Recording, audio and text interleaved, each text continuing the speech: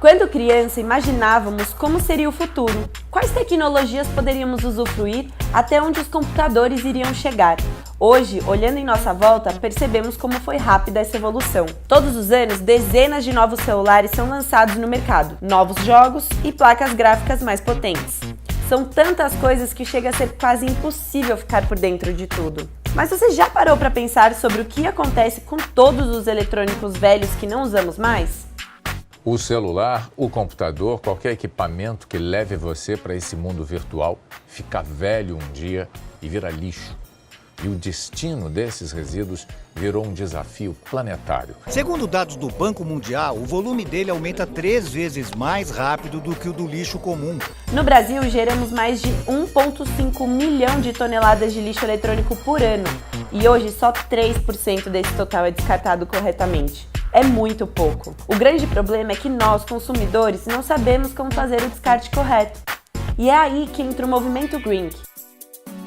Green, que é a junção das palavras geek, que representa as pessoas conectadas, ligadas nas novidades tecnológicas, filmes, séries, com green, que representa a sustentabilidade e a responsabilidade com o meio ambiente. O movimento Green surgiu para conscientizar as pessoas sobre o descarte correto do lixo eletrônico, o e-lixo, envolvendo todas as pessoas que consomem e utilizam equipamentos eletrônicos. Para envolver tanta gente em torno de uma causa tão importante, em junho de 2017 realizamos na Bienal do Ibirapuera o Green Tech Show, a primeira edição do maior festival de tecnologia e sustentabilidade do Brasil. Amantes de jogos e tecnologia estão incentivando a redução de lixo eletrônico. Essa é a ideia do Green Tech Show, que vai até amanhã em São Paulo. Para eles, a fórmula é: mais tecnologia, menos lixo, igual a meio ambiente saudável. Em nossa primeira edição, arrecadamos 2,7 toneladas de lixo em 3 dias de evento, a maior arrecadação de lixo em um evento no Brasil. Em 2018, renovamos nosso compromisso com o meio ambiente e com a sociedade, estipulando uma nova meta de arrecadação, 10 toneladas. Este ano, com o apoio do governo de Mônaco e da Secretaria do Verde e Meio Ambiente, vamos deixar um legado para a cidade. 15 pontos de descarte de lixo públicos nos principais parques de São Paulo, patrocinado pela Green Electron, em parceria com a Secretaria de Educação do Estado de São Paulo e apoio das escolas Saga, realizamos o torneio Green Intercolegial, o primeiro torneio de mobilização sobre o descarte correto do e-lixo. Mobilizamos mais de 100 mil alunos entre instituições públicas e privadas do Estado para fazer parte deste movimento. Alunos de 70 escolas públicas e particulares de toda a capital estão numa competição para ver quem arrecada mais lixo eletrônico e assim ajudar na conscientização do descarte certo de materiais eletrônicos, por exemplo. Olá, galera! Você acha que lixo eletrônico é um assunto muito complicado para falar com essa turminha aí? Quem sabe o que é lixo eletrônico? Mouse, pilha, celular. E não é só isso. Em parceria com o Ministério da Ciência, Tecnologia, Inovações e Comunicações e com a Green Electron, entidade da ABINE, o descarte do movimento Green, além de beneficiar o meio ambiente e estar alinhado com as práticas da indústria, também passou a contribuir com a inclusão digital em escolas públicas. E hoje estamos aqui para celebrar todos esses feitos, que só foram realizados com o apoio de nossos patrocinadores e parceiros. Sejam todos bem-vindos. Go Green! Então, por gentileza, Marcelo Romão, ao palco. Aplausos para ele. Boa tarde a todos e a todas. Meu nome é Marcelo Romão, trabalho no Ministério da Ciência e Tecnologia. Eu trouxe aqui uma fala que também não é nada chata, não é nada, como a colega acabou de falar, governamental e entediante. O assunto que eu vou falar é sobre cabos submarinos, tá? O Brasil tem um projeto, a Telebrás, né, a empresa brasileira, tem um projeto com a Isla Link, que é uma empresa espanhola, de lançar um cabo submarino no fundo do oceano. E ele sai de Santos, tem uma derivação para Fortaleza e chega até Sines, em Portugal. Então, bom, do que a gente está falando? Cabo submarino, não sei se vocês sabem, mas quando você pega o seu smartphone e quer acessar um conteúdo do YouTube, do Facebook, qualquer outro aplicativo que esteja, por exemplo, na Europa, como que você consegue acessar um conteúdo que está hospedado na Europa? Por meio de um cabo submarino. 99% do tráfego de dados hoje, internacional, trafega por cabo submarino, não por satélite. Muita gente acha que vai por satélite, pega o dado e volta. Na verdade, a maioria do tráfego, 99%, é por cabo submarino, que é como nessa figura aqui. Os cabos, eles têm uma diferença de espessura, mas naquela pontinha é que tem a fibra ótica. Todo o resto do cabo ali são proteções do cabo. Então, aquele cabinho mais fino, ali do lado direito, ele vai no leito do oceano. E à medida que ele chega na praia, perto da estação, que já está terrena, ele é mais grosso, porque perto da praia tem gente passando, pode ter alguém que vai cavar um buraco na praia, enfim, tem mais intempéries na praia. Já no fundo do oceano, quase não tem vida, são 8.000 metros de profundidade. Então, quase não tem vida, não precisa de tanta proteção. Então, você tem, na pontinha, a fibra ótica, ela é como um fio de cabelo. E aí você tem uma camada de cobre que trafega a energia elétrica, que é a parte de alimentação do cabo, e depois algumas camadas protetoras desse cabo. Esses aí são os primeiros cabos que foram lançados no mundo. Esses cabos são da década de 1850, 1860. Eles estão disponíveis lá no Museu de Londres, Museu de Ciências, se alguém quiser, estiver por lá, basta olhar. Bom, esse cabo ali, lá em cima, onde tem a seção transversal, você vê que não é fibra ótica. Naquela época nem existia essa tecnologia. Então, aquela pontinha um pouco avermelhada é o cobre, na verdade. Então, são cabos telegráficos. Eles não eram cabos iluminados. Eram cabos que funcionavam com base em energia elétrica. A gente acabou de ver aqui o pessoal do Manual do Mundo, não sei se eles já fizeram esse experimento, mas aqui é o experimento do John Tyndall, de 1870, em que ele queria provar que é possível você passar uma fonte luminosa e guiar ela através de um tubo. Então, qual é o experimento que ele fez? Ele pegou uma fonte luminosa, aqui é uma reprodução e é um laser, mas o laser não existia naquela época e ele usou um outro tipo de fonte luminosa, mas aqui é só uma reprodução. Então, você tem uma fonte luminosa, um balde de água, um buraquinho e uma torneira. Quando você liga essa fonte luminosa, aquela luz ali, ela trafega, ela reflete por dentro da água e ela não escapa da água. Ou seja, você consegue guiar essa fonte luminosa em um tubo, no caso ali é uma água. Tá? Isso acontece por causa do Total Internal Reflection, o fenômeno da reflexão interna total. Nós temos diferenças de refração e reflexão entre água e ar, ou entre qualquer substância que você queira e o ar, de modo que o ângulo que você entra ali na figura superior, o ângulo de fonte luminosa que você entra, dependendo desse ângulo, tem um ângulo crítico que faz a fonte retornar. Hoje, os cabos de fibra ótica, eles são feitos de sílica, um material tão puro, que não deixa a luz escapar lá de dentro. Então, a luz ela é guiada, por exemplo, como eu falei no começo, ela sai de Santos, esse dado vai parar lá na Europa e volta da Europa para Santos sem ter perda, ou pouquíssima perda. Aqui é um diagrama com 3 tipos de fonte luminosa, eu não vou entrar em detalhes, mas tem a monomodo, a multimodo gradual e a multimodo degrau. Geralmente a monomodo, ela trafega por maiores distâncias, os pedaços de cabo, então 40 km, 60 km, ela trafega. Multimodo gradual tem essa tecnologia também, mas geralmente já é para conexão terrestre. Então lá na sua casa, quando o seu provedor de internet conecta lá a internet, então, geralmente, é uma multimodo gradual que ele usa, esse tipo de sinal. Bom, aqui é um outro tipo de experimento, né, só para verificar como é hoje. Aquele lá de 1870, isso é como é hoje. Então, a gente tem um pedaço aqui de quase fibra, digamos assim. É uma pré-forma um pouco esticada, uma fonte luminosa em uma ponta, e você vê que a fonte luminosa sai lá na outra ponta sem perdas de luz, né? Como é fabricada uma fibra ótica? Isso é uma curiosidade que muita gente tem. Você sabe que existe aquele cabinho azul ou amarelo e você pluga no computador, mas você não sabe como é feito aquele cabo, né? Muitas pessoas têm essa curiosidade. Basicamente, são 2 etapas. Você tem uma etapa de pré-forma, então você tem que fazer uma pré-forma que nada mais é do que um pedaço de fibra ótica espesso, tá? E depois você tem uma etapa de esticar essa pré-forma. Para fazer essa pré-forma, você pega um tubo de sílica. Aqui na figura é esse tubo azul. Coloca em um torno com uma fonte, uma chama a 1500 graus Celsius, percorre esse tubo, vai percorrendo esse tubo com essa chama e coloca uma mistura de 3 gases cloretos. O tetracloreto de germânio, o tetracloreto de silício e o tricloreto de fosforilo. Você pega esses 3 gases, mistura no interior do tubo, essa casca de tubo ela vai se afunilando até formar uma massa espessa e purificada por conta dos gases. Depois você corta em uma ponta e outra esse tubo. Então você aumenta a chama aqui a 2.000 graus e faz um corte. Depois que você fez essa pré-forma, tem uma etapa de estiramento. Então você vai puxar essa pré-forma. Você coloca num prédio de 6 andares, então são 18 metros de altura mais ou menos, e aí você coloca essa pré-forma num forno de grafite a 2.000 graus Celsius, e ele vem como um gotejamento pela própria força gravitacional puxando até ficar da espessura de um fio de cabelo.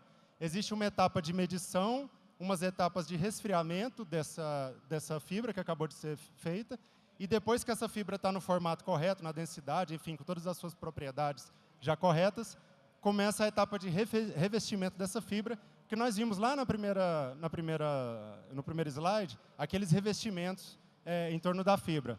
E depois ela é enrolada em vários rolos, enfim, tem de todos os tamanhos, cores, uma série de características. Bom, um pouquinho da história da fibra ótica, né? Primeiro, aqueles primeiros cabos de telegráficos, eles transmitiam o código Morse, né? Então, lá em 1837, quando o Samuel Morse registrou essa patente, ela foi utilizada, esse código Morse, lá nas primeiras transmissões telegráficas, né? Só que esses primeiros cabos, eles eram insulados com porcelana e vidro, e eles tinham muita perda, cerca de 40% do sinal que era colocado na ponta não chegava do lado de lá, né? Em 1847, o Werner Siemens ele teve sucesso ao insular, a encapsular esses cabos telegráficos em gutta-percha. Alguém sabe aqui o que é gutta-percha? Eu acho que alguns de vocês devem ter gutta-percha no corpo. Se alguém aqui já foi ao dentista e fez uma obturação, por exemplo, um tratamento de canal, deve ter isso no dente, até hoje, né? É uma substância, aquela substância cinzenta, mais escura, que tem no seu dente, da obturação, aquilo geralmente tem gutta-percha misturado, né? Ela é feita a partir do látex extraído da seiva do paláquio, que é uma árvore do tipo sapotizeiro, né? E ela é uma árvore tropical. Bom, em 1851, foi lançado o primeiro cabo submarino através do Canal da Mancha. Era um cabo telegráfico também, e a ideia dele era conectar as bolsas de valores francesa e a bolsa de valores britânica. Esse cabo ele tinha uma profundidade só de 55 metros de profundidade. Ele era um cabo bem ainda rasinho, né? Em 58, a gente tem o primeiro cabo transatlântico.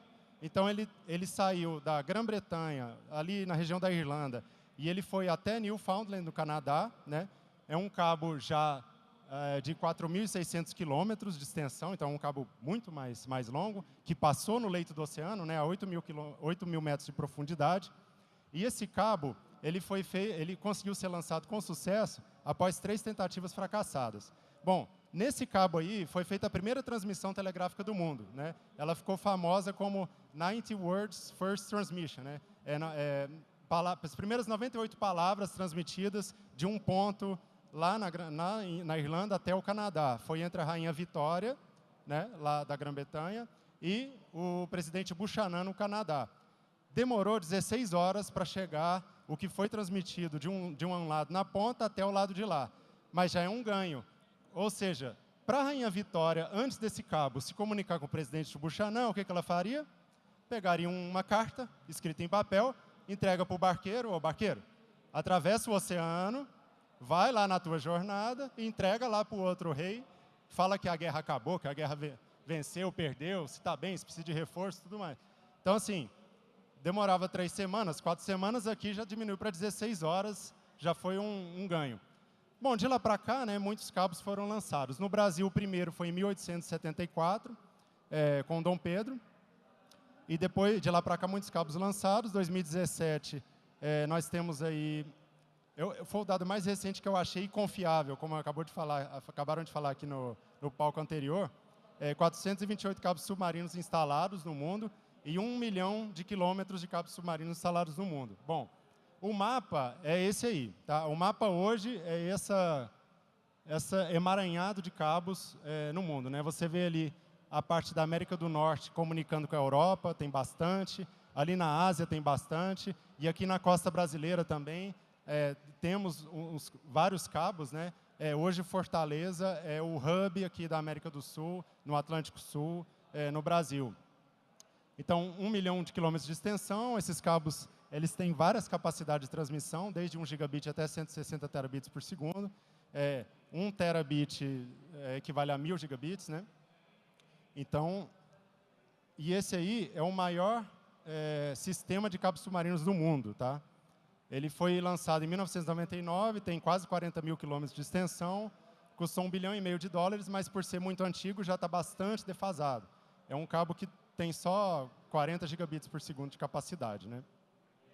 E uma capacidade máxima de desenvolvimento potencial de 12 terabits. Bom, como é lançado um cabo submarino? Então, eu acabei de mostrar aqui um sistema de cabos submarinos que tem quase 40 mil quilômetros de extensão, né? E o cabo que eu vou falar daqui a pouco, ele tem 9.300 quilômetros de extensão. Então, como que é lançado isso? Esse aí é um exemplo de um cabo, que é o CIBRAS 1, ele sai de Santos e vai até Nova York, né? Essa distância aí dá 10.500 quilômetros de extensão. Para fazer o lançamento, funciona assim.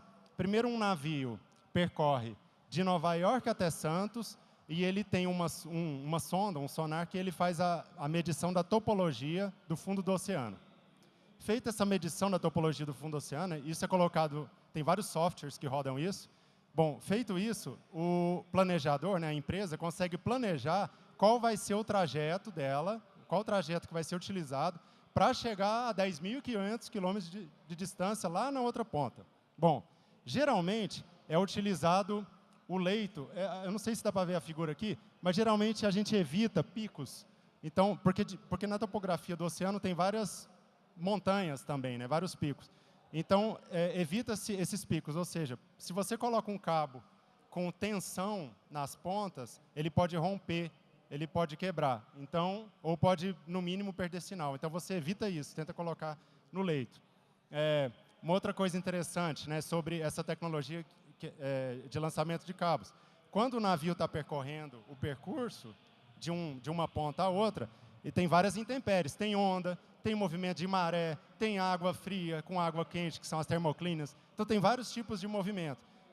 Esses navios eles são bastante equipados com vários motores em volta do casco e tem softwares que ajudam o navegador a lançar o cabo na posição correta, porque se existe um movimento de navio para a esquerda e eu estou navegando, eu não posso lançar o cabo onde eu acho que vai cair. Eu tenho que lançar ele mais um pouco para lá, para ele cair na posição que eu quero. Então, tudo isso demora tempo, pessoas, muita tecnologia envolvida. Bom, depois que fez esse mapeamento topográfico e construiu o cabo, aí um navio ele comporta, digamos, 6.000 quilômetros de cabo, 10.000 quilômetros de cabo, tá? Não tem navio que comporta mais do que isso. Esse da Telebrás, que eu vou falar daqui a pouco, ele tem 4.000 quilômetros de cabo. Nesse caso aqui da CIBRAS, era um navio que suportava metade. Ou seja, saiu um navio de Santos rumo a Nova York e depois um navio de Nova York rumo a Santos. O contrário, e no meio eles se encontram e fazem a emenda do cabo. E aí tem um robozinho que auxilia. Esse robô ele é utilizado mais na praia, então ele vai fazendo um buraco a 3 metros de profundidade para enterrar o cabo lá, para ele não ter problema de rompimento. E depois tem um outro equipamento, que é um arado, que também ele faz uma fenda no fundo do oceano para colocar o cabo. Esse robozinho, essa fenda, são utilizados até 1.000 metros de profundidade. Depois disso, o cabo é lançado mesmo no leito do oceano. Tá? No cabo, há vários repetidores. Eu já vou mostrar aqui como funciona isso. Um amplificador de sinal. O cabo tem 10.500 quilômetros de extensão. A cada 50... Depende do projeto, mas entre 50 quilômetros ou a cada 200 quilômetros, entre 50 e 200 quilômetros, você coloca um repetidor de sinal, um amplificador que ajuda a não perder o sinal. É como esse aí, nessa figura. Cada amplificador desse aí, ele pesa entre 200 e 500 quilos. Ele é grande, né? O amplificador é aquela parte ali cilíndrica no meio, e essas partes elas são mais de segurança para que não haja rompimento nesse amplificador. Então, um cabo de 10.000 quilômetros como esse aí, tem, digamos, 300 equipamentos desse aí, 200 equipamentos desse aí, é bastante. Bom, esse é aquele robozinho que eu falei, ele é lançado no mar e ajuda a fazer o lançamento do cabo lá no fundo. Esse é um exemplo de navio, tá? Ali, aquele estoque de cabo, ele tem 19 metros de diâmetro por 7 metros de altura, aquele ali. Mas tem vários tipos. O da Alcatel-Lucent, que foi a empresa que ganhou para fazer esse cabo da Telebrás, ele não fica em cima do casco, fica debaixo do casco. São 2 daquele ali, cada um comporta 2.000 metros de cabo. Então, Então, são 4.000 metros de cabo em um carregamento de navio. Para carregar o cabo no navio, demora algumas semanas, tá? O cabo ele é carregado a 6 metros por hora. Então, 6 metros por hora, 6 km por hora, perdão. Então, demora algumas semanas para carregar esse cabo lá dentro. Ali dentro daquela casinha, na outra ponta do navio, tem uma série de equipamentos que vão fazer a medição do cabo, acompanhar se o cabo foi lançado corretamente, se não foi, se precisa parar o navio, enfim, transmissão de dados, muitos equipamentos para fazer essa medição. E aquele braço mecânico é um braço que ajuda tanto na parte de robô, né, depois do lançamento do cabo, içar, se precisar fazer a emenda, se precisar, então ele é um suporte ali. Bom, de vez em quando tem alguma intempérie. Uma das intempéries é uma vida, né, marinha atacando um cabo. Esse tipo de situação acontece geralmente no Sudeste Asiático, ali na Tailândia, Indonésia, Filipinas, enfim, porque ali tem bastante vida marinha, né? E não muito profundo, né? Porque depois de certa profundidade já tem pouca vida marinha. Bom, o que você faz? Você, dependendo da profundidade, pede para um mergulhador ir lá e ver o que aconteceu. Mas o mergulhador vai só até 50 metros de profundidade, né? Então é só perto da praia. Na verdade, para fazer um conserto num cabo, é da seguinte maneira. Você primeiro faz uma bateria de testes para descobrir onde o cabo foi rompido, né? Depois que descobrir onde o cabo foi rompido, um navio vai lá, isso tudo está mapeado, né, com software, o navio chega lá naquele ponto, ele lança uma corrente de ferro que vai até 8.000 metros de profundidade, pega esse cabo, faz um primeiro corte no pedaço que foi invalidado, ele invalida aquele pedaço, depois ele coloca um balão e esse balão sinaliza onde ele fez o corte. Depois o navio navega na outra ponta que foi cortada, que é a figura 3, ele põe uma boia, né? Depois ele vai buscar qual é a outra ponta que sobrou. Ele faz o mesmo procedimento, joga uma corrente a 8.000 metros de profundidade, sobe esse cabo e issa o cabo lá no navio. Aí ele volta lá no pedaço que ele marcou, faz de novo esse procedimento, volta, pega o cabo e faz a emenda, né? Para fazer isso, dentro do navio tem um cabo reserva lá de alguns quilômetros para conseguir fazer essa emenda. Bom, aqui eu coloquei um gráfico só para vocês entenderem por quais motivos, né, um cabo é rompido depois que ele é lançado no oceano. A parte azul do gráfico, ela significa fishing activity, ou seja, pescaria. Então tem muitas redes de pesca, né, muita atividade nesse sentido, inclusive em águas profundas, que quando lança a rede, puxa o cabo junto, e aí arranca o cabo fora, ou então lança uma âncora, um navio lança a âncora, não vê que tem cabo, e corta o cabo, esse tipo de situação. Aquela parte em vermelho com relação ao próprio lançamento do cabo, então, para a operação ter sucesso, essa parte de lançamento do cabo é muito importante, e depois tem mais algumas causas ali elencadas. Bom, sobre o projeto, né? O projeto é da Telebrás com a Isla Link, o cabo sai de Santos, vai até Sines, em Portugal, tem uma derivação para Fortaleza, no Ceará, e algumas outras derivações para Cabo Verde, para umas outras ilhas, as Ilhas Canárias, umas outras ilhas que tem ali, tanto na costa africana quanto na costa ali da Europa, tá? Esse cabo, o projeto dele começou em 2015, tem 9.400 km de extensão, e ele tem 4 pares de fibra ótica com 18 terabits por segundo cada, o que dá 72 terabits por segundo de capacidade. Só para vocês terem noção, hoje no Brasil tem um cabo só que liga o Brasil à Europa, e esse cabo aí, ele é bem antigo, ele é de 1996, alguma coisa assim, é um cabo da Embratel, e aqui eu estou falando de 72 terabits por segundo. O cabo que tem hoje é algo como 100 gigabits por segundo, 10 gigabits por segundo. Então, é outro patamar de projeto, né? Outra realidade. Aqui é uma outra figurinha, né, que mostra a rede terrestre da Telebrás e a rede que a Isla Link tem hoje, lá na Espanha e naquela região da Península Ibérica ali. A Telebrás tem 26.000 quilômetros de rede e a Isla Link 3.300 quilômetros de rede, né? A Telebrás tem várias parcerias, né, com muitas empresas e ela provê backbone terrestre aí no país. E a Isla Link é uma empresa que já tem bastante experiência, mais de 10 anos de experiência ali na Península Ibérica. Bom, por que o Brasil, por que a Europa e por que do Cabo? Bom, primeira coisa, o Brasil tem muita demanda, né? O Brasil tem 1/3 da população da América Latina e a população brasileira é aficionada por tecnologia. Tem vários relatórios que mostram que o brasileiro hoje está em terceiro lugar ou coisa parecida e que mais tempo fica navegando na internet. Então, o brasileiro gosta muito de tecnologia. Segundo a PNAD, a gente tem uma crescente aí de usuários de internet no Brasil, isso deve continuar. A RNP, para quem não conhece, é a Rede Nacional de Pesquisa, ela provê redes de banda larga para várias universidades no país, esse é o papel dela. Então, a RNP tem um papel importante, junto com a comunidade europeia, para tráfego de pesquisa científica entre esses dois continentes. E a Telebrás tem aquele backbone que eu já mostrei, que ele atinge várias regiões do país. Bom, por que a Europa? A maioria dos pontos de troca de tráfego, os PTTs, estão na Europa, hoje é um hub, né, mundial, principalmente Frankfurt, Londres, Amsterdã e Paris, né? Tem um mercado de telecom bastante competitivo e a parte científica também, que tem bastante colaboração com o Brasil.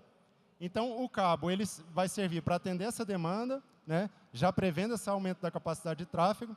Redução da latência, a latência é o tempo que você acessa o seu Facebook, quer ver um conteúdo que está hospedado na Europa, é o tempo que você clica e espera carregar. Então, o tempo que você pede o conteúdo e o tempo que volta é a latência.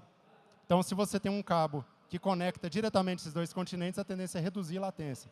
Redução de custos, porque hoje a gente só tem a alternativa de um cabo que já está em desuso. Na verdade, a gente usa a rota América do Norte, Europa, Europa, América do Norte e América do Norte, Latinoamérica. Isso custa, né? Isso não é de graça, tem que trafegar dados em outros cabos. E aí uma rota alternativa faria sentido. Aqui é só para ilustrar o que eu estou falando do ponto de vista de demanda. Se vocês verem aqui o tubo da América Latina comunicando com a América do Norte, comparado ao tubo que conecta a América do Norte à Europa, ou seja, esse tubo de cá, ele já está mais espesso que o tubo de lá. É estranho, né, pensar nisso. Bom, como que pode a América do Norte trafegar menos dados com a Europa? Isso acontece porque a América do Norte e a Europa, eles têm muitos PTTs e têm muitos data centers. Significa que o conteúdo que o americano vai acessar na Europa, ele não precisa fazer isso porque já está próximo dele. Como você tem muito data center nesses dois continentes, você hospeda conteúdo próximo do usuário, para não precisar trafegar dados ali. Já o latino-americano, quando ele quer acessar um conteúdo europeu, ele não tem rota. Olha só, o único tráfego de dados da conexão que nós temos é esse bem fininho ali. Ou seja, o brasileiro precisa passar pela América do Norte, ir para a Europa e fazer a volta. Então, por isso que o tráfego hoje de internet já é maior naquele tubo. Isso é uma outra maneira de ver. Se vocês pegarem aqui, ó, América Latina e US, né, Estados Unidos, e o transatlântico, nesse aqui vocês vão ver que é muito tráfego IP, ou seja, a gente paga muito trânsito, né? Em vez de pagar pelo conteúdo, a gente está pagando pelo trânsito. O contrário lá do transatlântico, que é aquele outro tubo, eles pagam conteúdo, que é a parte em amarelo ali. É só uma outra maneira de ver. Bom, foi o que eu falei um pouco dos data centers, né? Os maiores são esses aí, a AWS, Apple, Facebook, Microsoft. A maioria deles estão nos Estados Unidos e Europa. Na Ásia já tem também alguns. E no Brasil, basicamente, só São Paulo que tem. Desses maiores, tem outros, mas desses maiores só São Paulo. Então, é uma outra maneira de ver por que aquele tubo se comporta daquela maneira ali. Bom, é isso que eu tinha para falar. Vou deixar um espaço para perguntas e estou disponível. Muito obrigado. Boa tarde, meu nome é Vitor. Eu queria que você falasse um pouco da profissão de infra, né? Para você, se você sempre trabalhou com isso. E quando que eu vou ter internet boa no meu bairro? Pergunta difícil, né, de responder essa última. Eu moro em Osasco. Ali, só no centro tem internet boa. Bom, eu nem sempre trabalhei com infraestrutura. Eu sou músico, já fui músico, né? Eu me formei, mas depois mudei de área. A gente sabe que a classe artística no Brasil, poucos decolam, não é verdade? Então, nem sempre trabalhei com infraestrutura. Eu ingressei lá no Ministério em 2010. E estou lá desde então. Eu sou economista de formação, mas adoro tecnologia, gosto de engenharia, sou aficionado por esse campo também. Você mora em Osasco? E qual é a sua operadora lá? Você está falando da internet móvel? Oi? Eu moro em Osasco e no meu bairro só tem Vivo fixo. Tá. Não tem alternativa. A rede é muito ruim lá, bem complicado. Tá, então eu vou só te dar um panorama e depois falar o que o Ministério está fazendo. Mas eu já trabalhei no Alphaville, eu sei que a giga é algo absurdo. Então, tá, eu vou dar um panorama, conheço a internet boa. um background aí e depois falar um pouco do que a gente está fazendo. Bom, isso não é só telecom. Vamos falar assim, onde tem mais renda, tem mais tudo. Não é verdade? Tem mais saneamento básico, tem mais energia elétrica, não é assim? Tem mais habitação, tem mais transporte. Onde tem mais renda, normalmente tem muitos serviços e isso é normal assim, em diversos setores, não só o de telecom. Mas o de telecom tem se tornado cada vez mais um bem essencial. Todo mundo quer internet de alta velocidade, todo mundo quer baixar seu vídeo, quer conversar com a pessoa do outro lado do mundo em alta definição, e online, enfim, tem se tornado bastante essencial. Comunicação móvel, ou seja, a banda larga móvel, hoje, juridicamente, ela não tem uma obrigação, como a telefonia fixa, de universalizar o serviço. Tá? Juridicamente, a gente tem essa dificuldade. O que a Anatel tem feito, que é a Agência Nacional de Telecomunicações, então, quando ela faz um edital de leilão de 4G, e a Vivo, você falou, né? E a Vivo ganha o leilão de 4G, ela é obrigada, porque o edital diz que ela é obrigada, a cobrir alguns municípios com determinada população e isso vai se expandindo com os anos. Então, por exemplo, municípios acima de 30 mil habitantes venceu, em 2017, o compromisso de obrigação de cobertura 4G em todas as sedes municipais. A sede municipal é onde mora mais pessoas, né? Onde é o núcleo ali do município. O Ministério está fazendo uma política para expandir isso, colocar obrigações de expansão para além da sede. Tá? Na semana passada, nós terminamos uma nota técnica sobre esse assunto. O Ministério vai propor já um decreto que trata de políticas públicas, não é só a banda larga móvel, mas abrange transporte e a banda larga fixa. Na verdade, a gente, primeiro, precisa resolver a questão do transporte, ou seja, o seu município ainda tem conexão de banda larga móvel lá, por mais que na sua região não tenha, mas tem. Tem sim.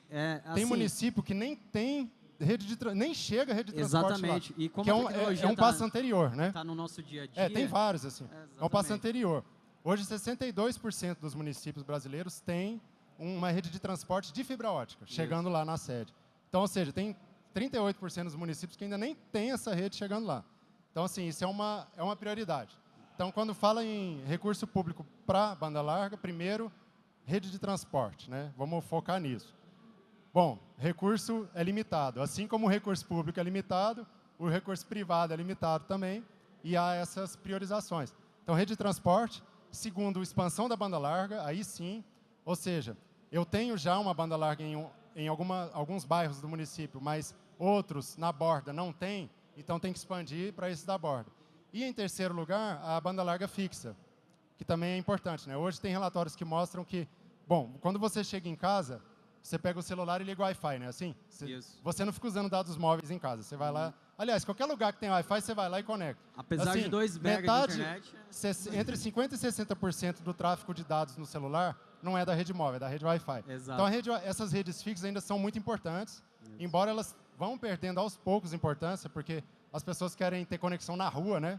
Não quer depender de um ponto fixo para ter essa conexão, mas também faz parte da política pública do atendimento de banda larga fixa. O que eu acho que é um problema ainda é você não ter concorrência em alguns bairros. Você tem apenas uma rede comportando aquele bairro ali, meio que virando monopólio. É uma pena. Eu acho que o Brasil ele tem que ter a concorrência para girar, senão não evolui. Você está coberto de razão, concordo. Eu posso até conversar com você depois, tem vários problemas, tem esse que eu falei jurídico. Sim, sim. Tem um outro, não sei se você já viu na sua fatura. fatura. É complicado. Eu acho que qualquer um aqui pode pegar. A fatura de telefonia móvel, você vai ver lá um fundo. 1% para o fundo de universalização no serviço de telecomunicações. Um fundo. Esse fundo arrecada R$1,5 bilhão de reais por ano. Só que o Ministério não consegue usar o dinheiro do fundo para fazer rede. Porque o Ministério da Fazenda pega o dinheiro e faz outras coisas com o dinheiro. Então, isso. Tem questões jurídicas. A gente está falando do setor de telecomunicações, mas também tem no setor de transporte, no setor de aviação civil, de saneamento básico. Eu acho que saneamento básico é um caso muito pior. Vários lugares que não chega água potável, não chega a parte de esgotamento, né? Sim. Então, é bastante pior do que o de telecomunicações, mas eu concordo, estou de acordo. Tem vários desafios aí e lá dentro do Ministério a gente tem trabalhado para isso. Beleza. Obrigado, hein? Valeu.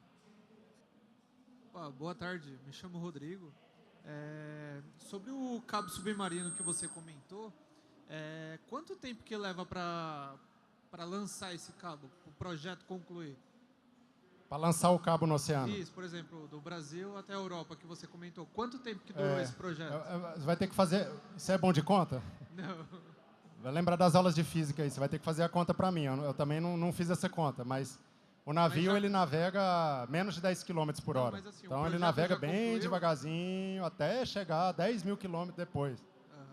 Não, eu digo assim, o projeto já tem que fazer essa conta aí. Já foi concluído esse projeto?